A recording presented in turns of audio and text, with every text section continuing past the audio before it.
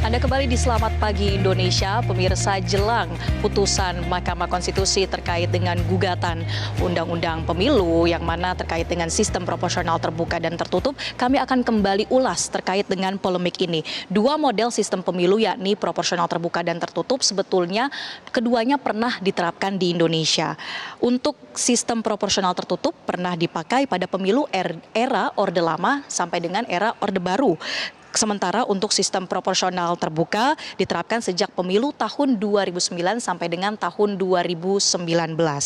Kita juga sudah mengetahui sikap dari partai politik parlemen soal polemik dari sistem pemilu ini. Ada 8 dari 9 partai politik parlemen yang tetap mendukung sistem proporsional terbuka. Di antaranya adalah Partai Nasdem, Partai Demokrat, Golkar, Gerindra, PKB, PKS, PAN, dan P3. Sementara hanya satu saja partai politik parlemen yang menginginkan agar gugatan ini dikabulkan oleh MK atau menjadi sistem proporsional tertutup, yakni partai atau PDI Perjuangan.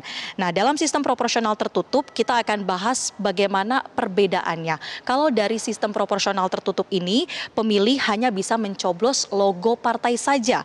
Gambarannya jadi nanti di kertas suara Anda hanya akan ada nomor urut dan lambang dari partai politik yang bisa dicoblos oleh pemilih. Sementara kita tidak tahu siapa saja nama-nama yang nanti akan terpilih menjadi anggota dewan. Kemudian partai politik dengan suara akumulatif terbanyaklah yang nanti akan menentukan nama-nama wakil rakyat yang duduk di kursi anggota dewan. Sistem coblos partai ini dinilai kurang demokratis untuk sistem tertutup ya.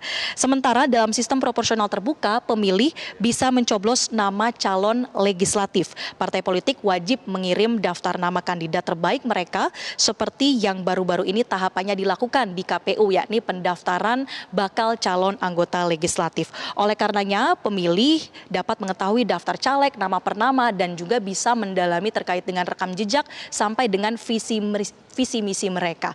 Untuk sistem pemilu proporsional terbuka ini dinilai bisa lebih demokratis.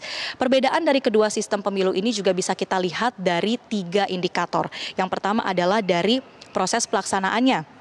Untuk sistem proporsional tertutup, parpol mengajukan daftar calon yang disusun berdasarkan nomor urut yang telah ditentukan sendiri oleh partai politik secara internal. Sementara sistem proporsional terbuka, partai politik mengajukan daftar calon yang tidak disusun berdasarkan nomor urut dan tanpa nomor di depan nama calon. Kemudian yang kedua adalah untuk metode pemberian suara. Sistem proporsional terbuka ini pemilih dapat memilih langsung salah satu nama calon. Sedangkan untuk di sistem proporsional tertutup, pemilih hanya bisa mencoblos logo partai politik atau nomor urut parpol saja. Dan yang ketiga adalah penetapan calon terpilihnya nanti. Dalam sistem proporsional terbuka dapat ditentukan berdasarkan suara terbanyak dari nama calon legislatif. Sementara untuk di sistem proporsional tertutup berdasarkan nomor urut yang sudah ditetapkan oleh parpol tadi. Jadi misalnya suatu partai politik mendapatkan 2 kursi, maka dari partai politik itulah yang akan menentukan di nomor urut 1 dan nomor urut 2 yang bisa menjadi anggota dewan. Bagaimana dengan kelebihan dan kekurangannya? Kalau kelebihan dari penerapan sistem proporsional terbuka dan tertutup, untuk sistem proporsional terbuka ini mendorong kandidat untuk bersaing dalam mobilisasi dukungan massa serta terbangunnya kedekatan baik antara pemilih ataupun yang dipilih.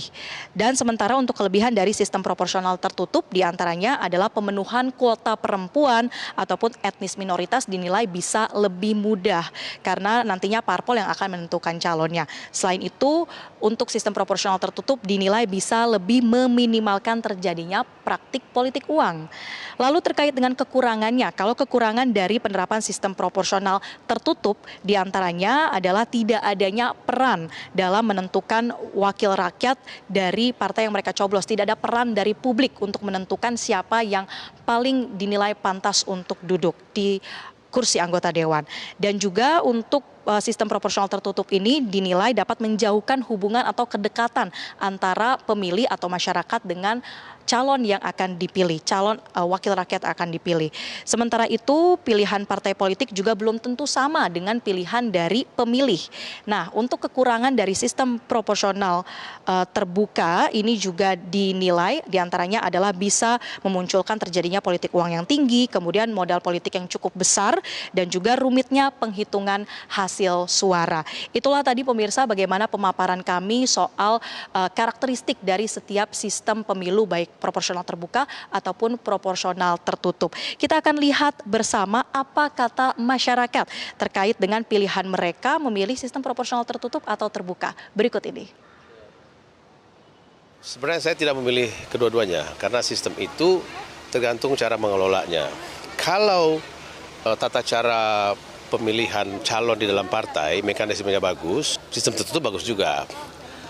Kalau pengawasan di lapangan, di dalam pemilihan umum itu bagus sampai ke TPS, ya terbuka oke. Jadi sebenarnya sistem ini nggak ada yang menang salah satunya. Dalam konteks pemilu ya kalau yang kita udah jalani selama ini kan sistem proporsional terbuka gitu ya. Ya memang sih saya sudah nyaman dengan sistem proporsional terbuka. Meskipun faktanya memang terbuka maupun tertutup sebenarnya ya terlihat sama aja. Kalau terbuka kan kita bisa lihat langsung tuh calonnya, kita kenal, track recordnya bagaimana. Kalau misalkan dia putra daerah yang ada di lingkungan kita kan jadi kita lebih nyaman untuk memilihnya. Tapi kalau tertutup kan kita lebih banyak menyerahkan segala macam keputusan itu kan kepada para elit partai yang kita coblos gitu kan. Lebih ke terbuka sih. Mungkin lebih demokrasi aja, biar kita lebih mengenal sama lebih transparan aja kan antar masyarakat. Saya sih lebih memilih terbuka ya, karena kenapa? Karena dengan pemilihan yang terbuka kita bisa tahu siapa orangnya, kita bisa tahu jejak rekamnya seperti apa gitu kan. Kalau tertutup kan hanya pilih partainya aja, terus kemudian kita nggak tahu partai yang akan pilihin buat kita.